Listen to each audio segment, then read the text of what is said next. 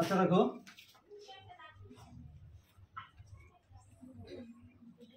তাহলে ইতিহাসে হচ্ছে ভালো করে দেখো, ইতিহাসে তোমাদের শর্ট প্রশ্ন নিয়ে আলোচনা করার দরকার নেই, কারণ শর্ট প্রশ্ন হচ্ছে তোমাদের যে সরকারি টেস্ট পেপার আছে সেই সরকারি টেস্ট পেপারে এমসিকিউ সিকিউ যাই করো না কেন এগুলো কমন চলে আসবে।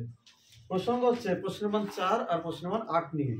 তোমরা জানো ইতিহাসে 4 নম্বর প্রশ্ন লিখতে হয় 6 খানা, 4 6 24, আর 8 নম্বর প্রশ্ন লিখতে হয় 1 খানা 8। তো এবছর আনন্দের বিষয় হচ্ছে কি, আগের বছর যেহেতু ইতিহাসের অড কোশ্চেন গুলো চলে এসেছিল এবং প্রশ্নের অনেক সমালোচনা হয়েছিল, যার জন্য এই বছর ইতিহাসের কোশ্চেন খুব সোজা আসবে।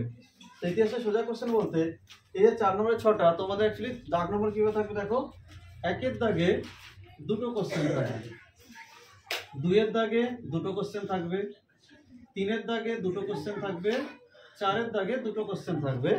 তো এইখানে টোটাল কোশ্চেন থাকবে হচ্ছে 8 খানা। এই 8টা কোশ্চেনের মধ্যে তার মধ্যে তোমাকে চয়েস করতে হবে কখানা, 6 খানা। কিভাবে চয়েস করবে, এখান থেকে ধরো তুমি একটা লিখলে, এখান থেকে তুমি একটা লিখলে, এখান থেকে একটা লিখলে, এখান থেকে একটা লিখলে, তাহলে টোটাল কটা প্রশ্ন লেখা হলো, 4টে লেখা হলো। তাহলে এখনো দুটো লিখতে হবে, সেই দুটো তোমাকে চয়েস করতে হবে বাকি যে জায়গাগুলো আছে তার মধ্যে থেকে। হয়তো এখান থেকে চয়েস করতে পারো, একটা এখান থেকে বলো, এখান থেকে বলো, এখান থেকে বলো। তাহলে বাকি যে 4টে প্রশ্ন বাদ চলে গেল, সেই 4টে প্রশ্নের মধ্যে যে কোনো তোমাকে দুটো প্রশ্ন লিখতে হবে। কিন্তু তুমি কখনোই এখান থেকে দুটো, এখান থেকে দুটো, এখান থেকে দুটো 6টা প্রশ্ন কিন্তু লিখতে পারো না। এখান থেকে যদি 6টা প্রশ্ন করো তাহলে কিন্তু হবে না, তোমার 4 নম্বর থেকে কিন্তু একটা প্রশ্ন নিতেই হবে। তাহলে ফাইনালি যে কথাটা বোঝা গেল যে প্রত্যেকটা দাগ নম্বর থেকে অন্তত একটা প্রশ্ন তোমাকে লিখতেই হবে, যে টোটালি তোমাকে 8টা প্রশ্নের মধ্যে 6টা লিখতে হবে। তো প্রথমে আমি লাস্টের কোশ্চেনটা নিয়ে আলোচনা করি। এর কারণ হচ্ছে কি, তোমাদের ইতিহাসে যে সবার লাস্টের চ্যাপ্টার আছে, ওই লাস্টের চ্যাপ্টারের থেকে এইখানের প্রশ্নটা কিন্তু তোমাদের কমন আসবে।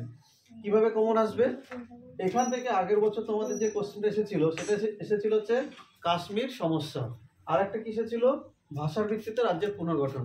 তাহলে এই দুটো কোশ্চেন যদি আমি বাদের খাতাতে রাখি, তাহলে তাহলে লাস্টে যে দুটো কোশ্চেন হলো ও দুটো যদি বাদ দিই, তাহলে এখান থেকে কোশ্চেন আসার চান্স কি আছে, এখানে আছে হচ্ছে তোমরা জানো উদ্বাস্তু সমস্যা, এই কোশ্চেনটা, আর এর সাথে যেটা আছে সেটা হচ্ছে হায়দ্রাবাদ অন্তর্ভুক্তি। কারণ এই দুটো কোশ্চেনের মধ্যে এই দুটো কোশ্চেনই শেষে তোমরা কমন পেয়ে যাবে। 4-এর থেকে যে কোশ্চেনটা আছে এখানে কিন্তু একটা 4, তাহলে তুমি কমন পেয়ে যাচ্ছ। এখানে একটা কেন, এখানে তুমি দুটো কমন পেয়ে যাবে। যেহেতু তোমাকে চয়েস 6 খানা কোশ্চেন দেওয়া হবে, তাহলে অবশ্যই তুমি এখান থেকে দুটো চয়েস করতে পারো। তাহলে ভালো করে দেখো, ইতিহাসে তোমাদের যদি 8টা থেকে 9 খানা চ্যাপ্টার, মানে 8টা চ্যাপ্টার যদি থাকে, তাহলে লাস্টের একটা চ্যাপ্টার পরে এখানে 4 নম্বরে কিন্তু আমি দুটো কোশ্চেন পেয়ে যাবো। তাহলে 8 আমি এখানে পাচ্ছি, তাহলে এখানে কিন্তু আমার দুটো প্রশ্ন হয়ে গেল। এইভাবে সিলেবাসটাকে শর্টকাট করতে হবে যে কম করে কি করে বেশি নম্বর পাওয়া যায়। তাহলে লাস্টের চ্যাপ্টার যদি আমি ভালো করে পড়ি, তাহলে এখান থেকে কিন্তু 4 নম্বরে আমার দুটো প্রশ্ন কিন্তু হয়ে গেল।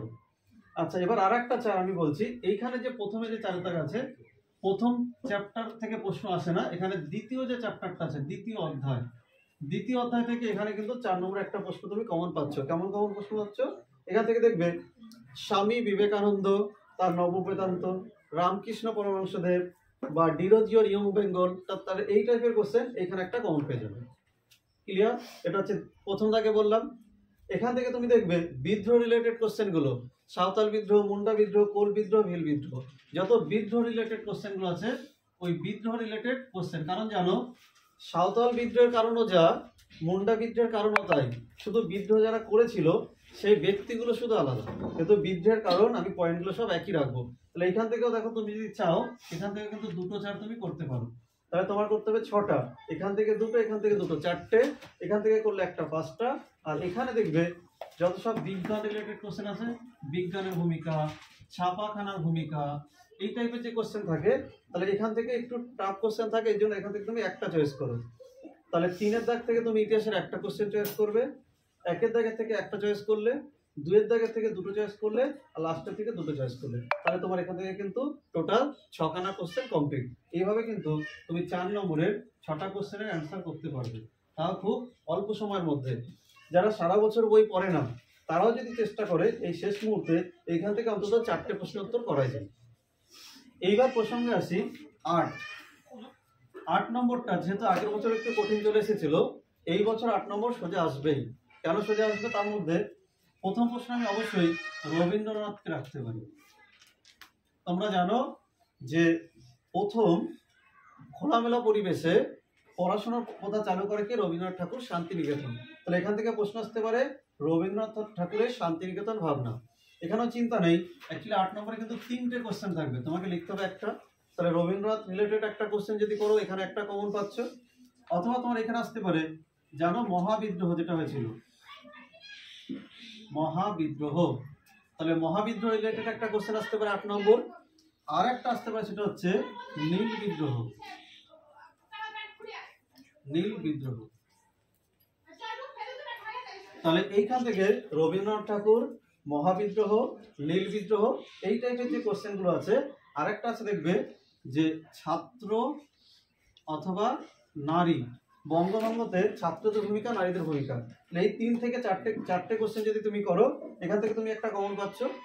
তাহলে যদি মনে হয় যে আরো কম পড়তে চাও, আরো কম পড়বে, তাহলে তার ক্ষেত্রে দেখো এখান থেকে কিন্তু তোমার 3-4টে প্রশ্ন করার দরকার থাকে না। এখান থেকে তোমাকে কিন্তু মাত্র একটা কোশ্চেনই করতে হবে। তাহলে তুমি যদি রবীন্দ্রনাথ ঠাকুরের শান্তিনিকেতন ভাবনা, মহাবিদ্রোহের ব্যাপারটা যদি পড়ো, নীলবিদ্রোহ যদি পড়ো, তাহলে এখান থেকে কিন্তু একটা প্রশ্ন তুমি কমন পাচ্ছ।